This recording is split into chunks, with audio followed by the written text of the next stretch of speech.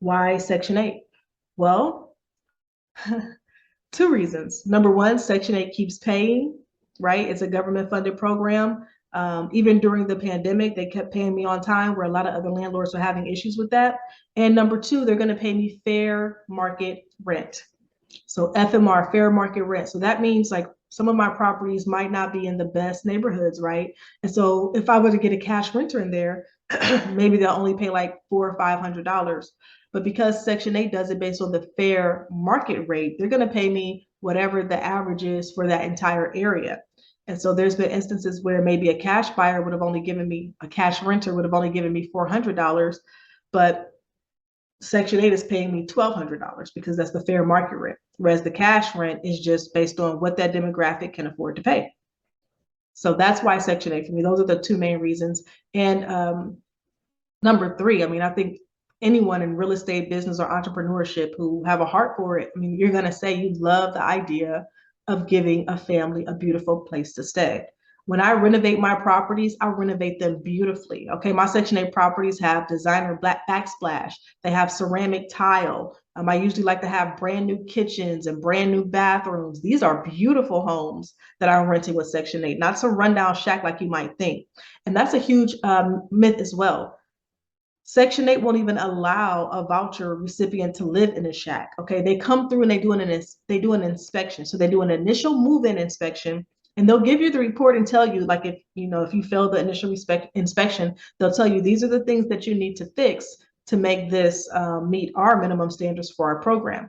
And then every year after that, they'll come through and do another inspection as long as the Section 8 tenant is there. Remember, the voucher follows the tenant, not your property.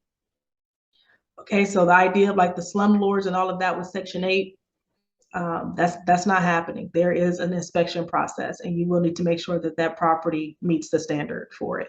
My properties exceed it. My properties are absolutely beautiful, and I find that when I'm finding the great tenants that I find because of my screening process, and I'm offering them a beautiful home to stay in, we have a wonderful relationship because they're good people and they really enjoy and appreciate the beautiful home that I've provided for them and their families. Okay, so rent offer. Section 8 is going to have you complete an application. So let's say you found your tenant, you vetted them, you screened them, everything went well. They are then going to have you fill out a packet. The packet is going to just give more information about you, more information about the property, who should they pay? Do they pay you, or do you have a property manager? Things like that. That's where you get all of the front end paperwork complete. Okay, once you have that packet submitted, they're going to review it, and then they're going to make you a rent offer. Now, the rent offer is going to be based on what the property includes. So for instance, I take care of water and sewage, which if you are a landlord, you need to take care of the water and sewage. Here's why. If the water gets cut off because the tenant isn't paying for it, you're going to get in big trouble for that. And it's going to be very difficult for you to evict. You're just going to cause yourself a world of trouble. So I like to make sure that I'm in control of the water. However, the heating and electric, well, that can be on the tenant, right? But let's say, so if I were to provide though heating and electricity, then my rent offer will be more. Section 8 gives you, they have like a scale, and depending on what you take care of, they give you a certain amount of money for it per month. Even if you're like providing a stove, providing a refrigerator, things like that, they'll pay you in increments every single month that you're providing that, and that will be in your rent offer. So that's just totally up to you on how you run your rental property and what exactly it is that you provide in your rentals. I do not provide a stove. I do not provide a refrigerator, because a lot of landlords, I'm not sure if you know this or not, but if you provide those appliances, then you are responsible for the upkeep and maintenance of those appliances. So let's say if the refrigerator goes out because you provided the refrigerator, then it's going to be your responsibility to repair it or replace it. A lot of my properties are not where I live, anywhere near where I live, so it just wouldn't be in my best interest to have to go and be responsible for all of that.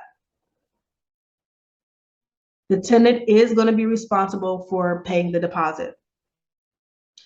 Now, for me, I'm not going to ask for first, last month's rent and a deposit. I'm just going to ask you for your deposit because I know that Section 8 is going to be paying the rent on their behalf. So, but I do ask for a deposit. You need to ask for a deposit as well. No matter how great you screen the tenant, no matter how well you vetted your tenants, things happen. Things happen, and you need the deposit there to buffer that.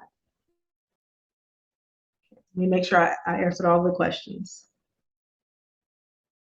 Okay, well, I believe I answered all of the questions about Section 8. Of course, if you have more questions, or you want to talk to me or have a consultation about how Section 8 works or how you can get started, or if you're already started and you just need some guidance getting through it, reach out to me. This is what I do. I am a professor at the Mastery College of Real Estate. All I do is teach real estate, business, and finance all day long. I'll be more than happy to have a conversation with you about it. Reach out before it's too late, okay? Don't get yourself in a pickle and then try to get yourself out of it. If you know that this is the route you're thinking about going, reach out to me. Let's hop on a quick consult, and I'll be happy to have a conversation with you about your Section 8 rentals.